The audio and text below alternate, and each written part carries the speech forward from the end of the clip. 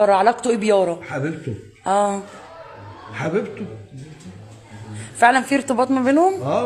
في ارتباط وان شاء الله يتم بخير ان شاء الله بعد شهر او شهرين. يعني في فرح؟ في فترة بين العيدين ان شاء الله. في فرح يعني؟ في فرح وانت معزومة. الله يخليك.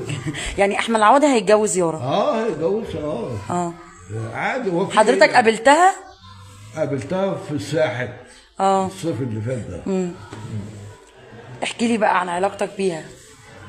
علاقة عادية يعني. شفتها في المسلسل في الروح لما اختفت وفجأة طلعت والاجواء الناس كلها كانت فرحانة. زعلان قوي ان هي زعلان ليه؟ ما انت اكيد عارف بقى، ولا احمد ما كانش قال لك؟ ما قالكش؟ كان حريص ان هو ما يقوليش. ما قالكش اي تفاصيل خالص؟ لا قال لي بكره تشوف بكره تشوف بكره تشوف. حتى انت يا عم ما بيقولكش كمان؟ نعم. حتى انت ما بيقولكش؟ ما بقولش. بيخبي عنك. لما شفتي روح بقى رجعت، احكي لي الجو كان عامل ازاي هنا؟ والله فرحنا.